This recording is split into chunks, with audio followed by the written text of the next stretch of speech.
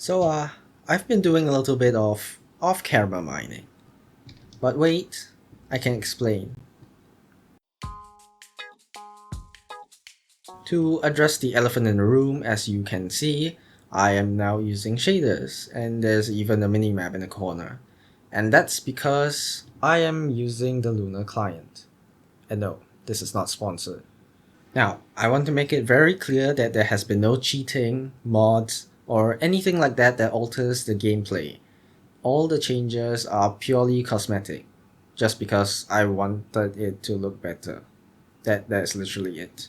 The next thing I want to address is the fact that I have all of this armor that's enchanted and even has mending on it, as well as, 53 diamonds and even 3 freaking wither skeleton skulls. So it seems like a lot, doesn't it? Well, again, I want to assure you that I did not cheat, right? I got all of these things completely in normal vanilla Minecraft. And if you don't believe me, well, we can go ahead and check the statistics option. We can scroll all the way down where it says that I have played a total of 3.26 days. And I think for 3.26 days of gameplay, the stuff that I have isn't too unreasonable. I mean, think about it. There's even speedrunners who freaking beat the entire game within I don't know what's the world record, like a couple of minutes. So I think it's pretty fair, and well, I mean, you can choose not to believe me, but I promise I did not cheat. In sum, there has been no cheating whatsoever, and this is still the same vanilla Minecraft world that I've since worked on a little bit more. And in this video, I will be going through all of it and giving a little bit of a tour to update on the work that I've done. So without further ado, let's begin. To begin the tour, of course, we have to start right here, which is the main base. Not much has changed since we last left off. I mean, there's a couple new workbenches and workstations, chests and bird, as well as a new and improved enchanting area. But besides that, everything else has been the same. If you're interested, you can go ahead and watch episodes 1 and 2, but I wouldn't recommend it because, honestly speaking, nothing really happened. I just went down there and died a lot. If you're interested, you can go see that, I guess. And the same is true for the outside area as well. I believe all of this is actually exactly the same as we last left off, except for this area, which used to have a bunch of cows and sheep, but I've since moved them to a bigger farming area, which is also the place that we will be visiting next. So this is right behind the house, which is right down over there, and this is the start of the main farming district, which is what I like to call it. So this building right here is actually the first actual proper building that I've done. It's obviously inspired by Chinese architecture, from the color as well as the flowing eaves.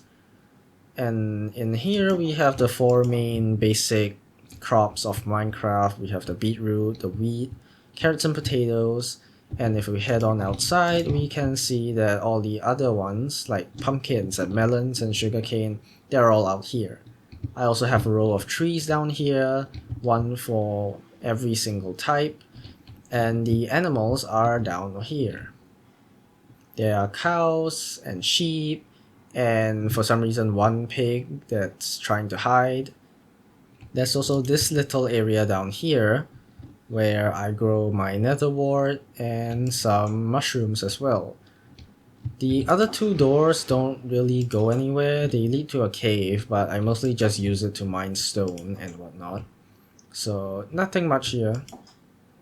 And if we head on up here, which is right beside the cow and sheep pen, we have the chicken coop, which is an egg farm, pretty much. There's a bunch of eggs. And yeah, that just about concludes the farming district and farming area. And just in case you were wondering how I got like mangrove trees and even the pale oak ones, which is quite new, well, simply I went exploring. Again, no cheating, I promise. It's just that I was really lazy to set up OBS and all the recording and whatnot. So I just went ahead and played Minecraft like a normal person without recording. Again, I can't exactly prove that, but I promise I didn't cheat. All right. And if we continue on from the farming area down this long stretch of road, right in front over here is the industrial area. This is where, well, also farms, but different kinds of farms. Over there is all the livestock and plants and crops, whereas this area has stuff like lava, that's an iron farm, and this is an EXP farm. Basically, all the uglier farms are here. There it goes.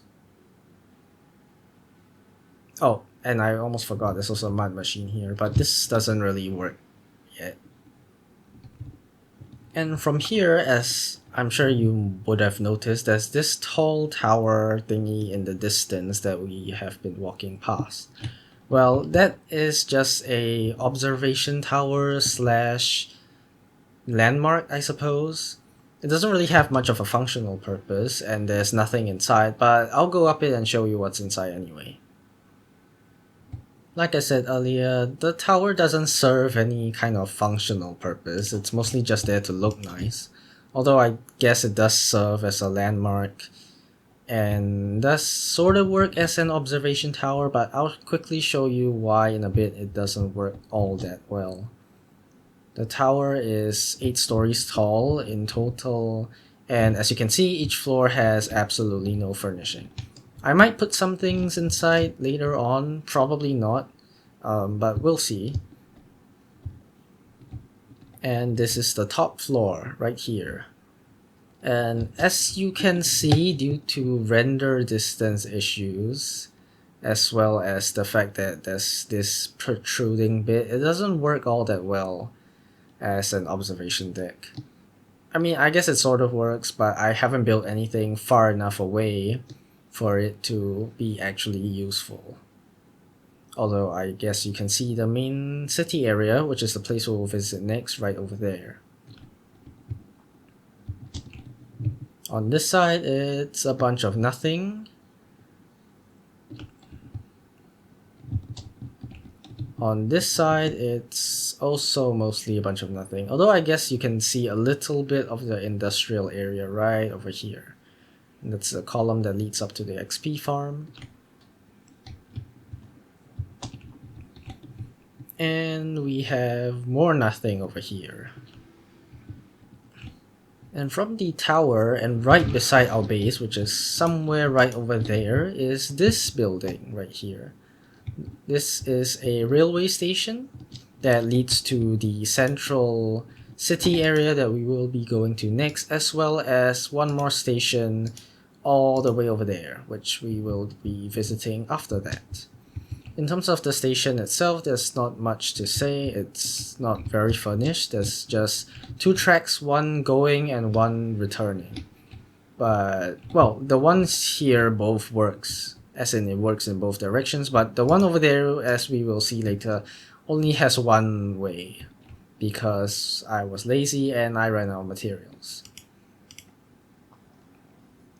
And this right here along the railway is the same nether portal, which I don't actually remember if I showed it in the previous videos. But yeah, this was always here, this is not new. And we have arrived.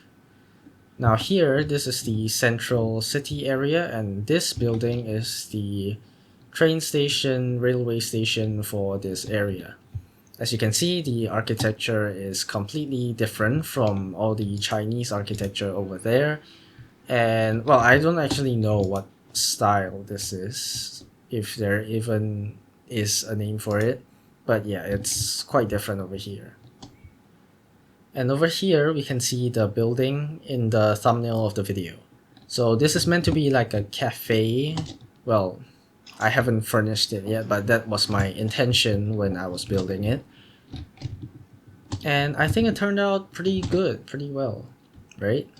Of course, this also doesn't serve any functional purpose, as we will see over here as well, which is a little shop house, townhouse, which is a work in progress. As you can see, it's missing quite a lot of its parts.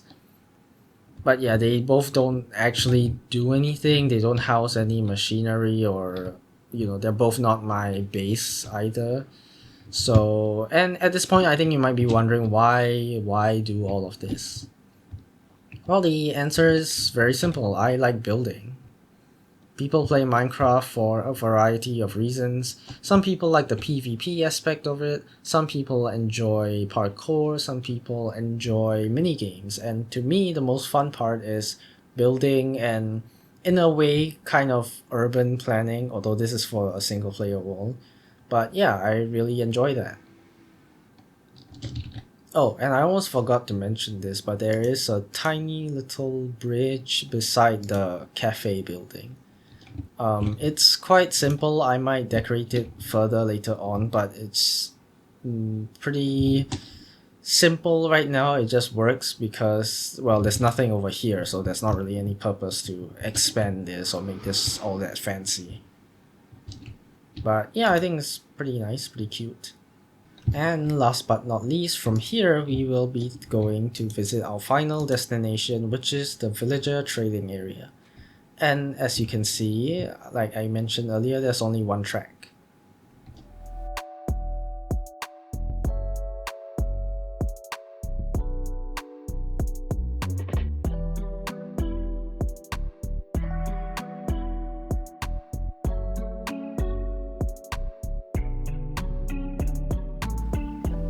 And with that, we are finally here.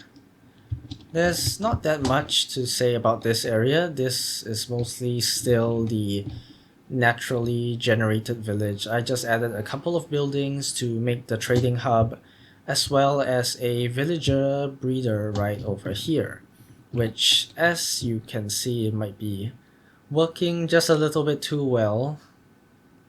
The villagers, once they have spawned and grown up, they will then be transported via this railway into the main villager trading hub, which is this wide building right over here. This building is not entirely full yet. It's mostly this back row over here that has villagers. All of these, as you can see, are all empty lots, which I intend on adding and transporting them in once I, well, need them. For now, since this is a single player world, all of these villages are sufficient. Oh, this is the guy who sold the mending book. There's also an upstairs to this area, but again, absolutely empty because I don't really need the space right now. And finally, right beside the villager trading area is this automatic sugarcane farm. Well, this is one of actually the only redstone-y thing that I've built that I did not watch a tutorial for, so I'm just happy that it works. It might not be the most efficient, but at least I think it looks pretty nice. And that just about concludes our tour. So if you have any suggestions below of what I could build next, maybe a clinic or another restaurant or the IRS building, whatever it is, comment down below and let me know what you think. And with that, I'll see you all next time. Now, with all of that out of the way, we can proceed with the main purpose of this video, which is to give you guys a tour on what I have been working on. Did it have to rain right now?